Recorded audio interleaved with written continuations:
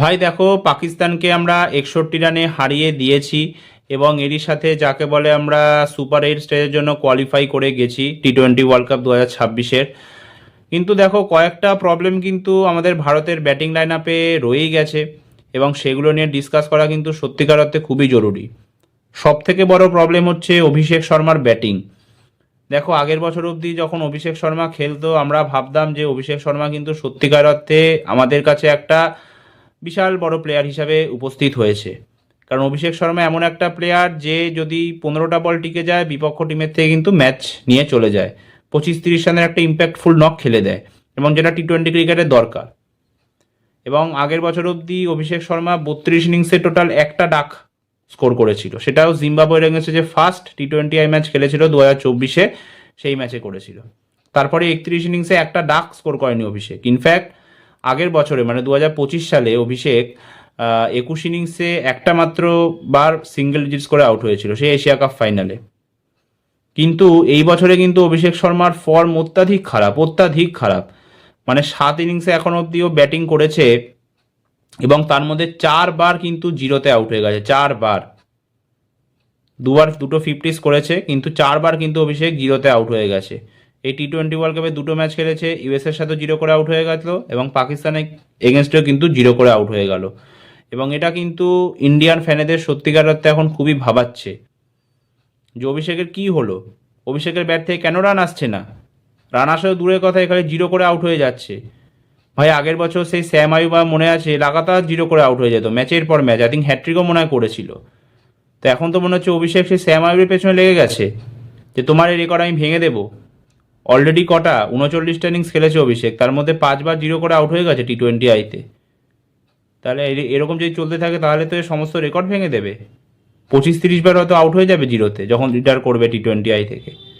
তো অভিষেককে কিন্তু রান বানাতে হবে, ভালো খেলতে হবে। আশা করি যেন এরপরে অভিষেক ফর্মে ফিরে আসে। নেদারল্যান্ডসের সাথে ম্যাচটা আছে 18 তারিখে, তারপরে সুপার 8-এর ম্যাচগুলো আছে, সেমিফাইনাল, ফাইনাল। তো এরপরে কিন্তু অভিষেককে টিকতে হবে, এটা কিন্তু একদম 100% সত্যি কথা। অভিষেককে এরপরে কিন্তু রান বানাতে হবে, আর কিন্তু এরকম করলে হবে না। দেখো, ওই যে ওদের ফিক্সার বোলারটা আছে পাকিস্তানের মোহাম্মদ আমির, ও বলছিল যে অভিষেক তুল্লা প্লেয়ার, অভিষেকের কোনো টেকনিক নেই, কিছু নেই। দেখো, আমি তো এই কথা মনে করি না। ঠিক আছে, জিরো করে আউট হয়ে গেছে তাই মানে এই নয় যে অভিষেকের কোনো টেকনিক নেই। একটা প্লেয়ারে যদি 36-এর ওপর অ্যাভারেজ হয় আর 190+ স্ট্রাইক রেট হয়, তাহলে তার টেকনিক নেই এটা তো কোনোভাবেই বলা উচিত নয়, কোনোভাবেই এটা বলা উচিত নয়। যেমন পাকিস্তানের বাবার আজম, বাবার আজমের কত 38 মতো অ্যাভারেজ আর 127 মতো স্ট্রাইক রেট, তাহলে জাস্ট 2 অ্যাভারেজ বেশি অভিষেক শর্মার থেকে, কিন্তু স্ট্রাইক রেট আকাশ পাতাল ডিফারেন্স।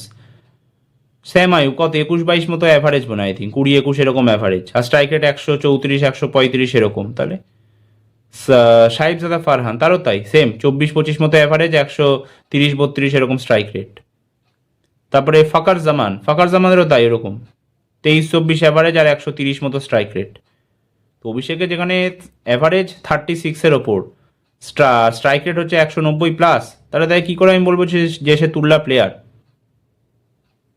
রান তো করেছে ঠিক আছে, এই বছরটা এখনও ভালো যায়নি, আশা করি যেন ফর্মে ফিরে আসে। এরপরে এখনও ম্যাচ আছে, শেষ হয়ে যায়নি। এবং ওটাই হচ্ছে ব্যাপার যে তুমি বাইল্যাটারালসে এশিয়া কাপে যত ইচ্ছা রান বানাও, কেউ মনে রাখবে না যতক্ষণ না তুমি আইসিসি টুর্নামেন্টে পারফর্ম করবে। রোহিত শর্মা, বিরাট কোহলি, সচিন টেন্ডুলকার, এদের এত নাম কেন? বাইল্যাটারালসে এরা পারফর্ম করেছে, আইসিসি ইভেন্টেও এরা পারফর্ম করেছে। যেমন ঈশান কিষান দারুণ খেলে দিচ্ছে। এবং আমি তো চাই যে অভিষেক শর্মা এবং ঈশান কিষান টিকে থাকুক দুজনে একসাথে, 6 ওভার অবধি টিকে থাকুক, ব্যাস। পুরো বিপক্ষ টিমের থেকে ম্যাচ ওখানেই দুজনে নিয়ে চলে যাবে একধার্সে। এখান থেকে কোনো টিমের ম্যাচ জেতার ক্ষমতাই থাকবে না বিপক্ষ টিমের। ঈশান কিষান লাস্টে দুটো ম্যাচে দারুণ খেলে দিয়েছে, আবার অভিষেককে চলতে হবে। তো আশা করি অভিষেক যেন ফর্মে ফিরে আসে, অভিষেকের ফর্মে ফিরে আসাটা ভারতের জন্য খুবই ইম্পর্টেন্ট। তবে একটা দিক ভালো যে অভিষেক রান না বানালেও বাকি প্লেয়াররা পুষিয়ে দিচ্ছে।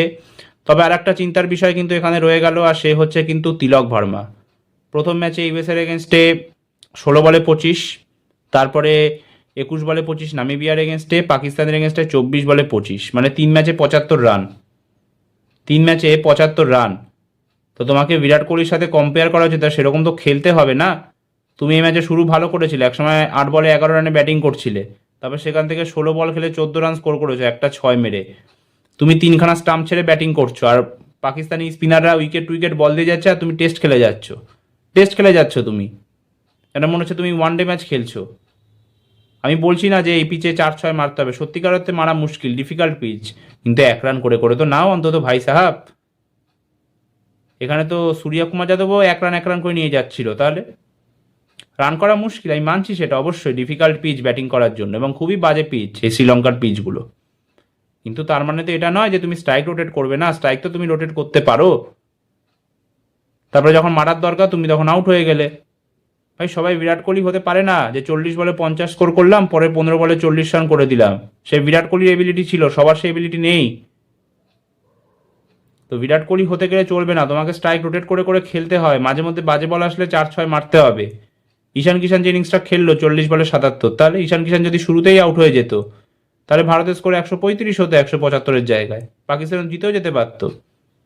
কোনো ম্যাচে যদি শুরুতেই 2 উইকেট পড়ে যায়, অভিষেক আরে আউট হয়ে যায় ঈশান, 2 ওভারে 3 ওভারের মধ্যে 2 উইকেট পড়ে গেল, তখন তো তোমাকেই দায়িত্ব নিতে হবে, তাই না? যেমন South Africa number 3 Ryan Rickelton, কত মারাত্মক ব্যাটসম্যান, তোমাকে তো সেই দায়িত্বটা নিতে হবে। আমি বলছি না 50 স্কোর করতে হবে, বাট অ্যাটলিস্ট 20 বা 25 বল খেলে অ্যাটলিস্ট 35 রান স্কোর করো, এরকম তো কিছু করতে হবে। 21 বলে 25 নামিবিয়ার মতো টিমের এগেনস্টে, 16 বলে 25 ইউএসের মতো টিমের এগেনস্টে, এগুলো কি স্কোর? এবং প্রত্যেক ম্যাচেই আমি দেখছি যেই সেকেন্ড উইকেটটা পড়ে যাচ্ছে তিলক ভার্মা স্লো হয়ে যাচ্ছে, প্রত্যেক ম্যাচে সেম স্টোরি, স্লো হয়েই যাচ্ছে, মারতেই পারছে না বড় শট। ইউএসের ম্যাচে এ আউট হলো ঈশান কিষান, ব্যাস, তারপরে এর বলে বড় শট মারতে গিয়ে আউট হয়ে গেল। নামিবিয়ার ম্যাচেও তাই স্লো হয়ে গেল, এখানেও তাই স্লো হয়ে গেল। তো আশা করি যেন স্ট্রাইক রেটে ইম্প্রুভমেন্টটা আনে, কারণ ওই দিন কিন্তু চলে গেছে, ওই টুকটুক করে খেলবো ওরকম করলে হবে না, সিঙ্গেল ডাবল তোমাকে নিতে হবে। এটা ওয়ান ডে ম্যাচ না, T20 ম্যাচ। তো আশা করি দুজনেই যেন ইম্প্রুভ করে এর পরের ম্যাচগুলো থেকে এবং পরবর্তীকালে যেন ভারতকে জেতাতে পারে T20 ওয়ার্ল্ড কাপটা। তো এই ভিডিওটা এতটাই, ভালো লাগলে প্লিজ ভিডিওটা লাইক শেয়ার, চ্যানেলটা সাবস্ক্রাইব করতে ভুলবে না। ভিডিওটা কেমন লাগলো প্লিজ কমেন্ট করতে ভুলবে না। তো একটা নতুন ভিডিও নিয়ে তোমাদের সামনে আমি আবার উপস্থিত হব, ততক্ষণ সুস্থ থেকো, সাবধানে থেকো, ধন্যবাদ।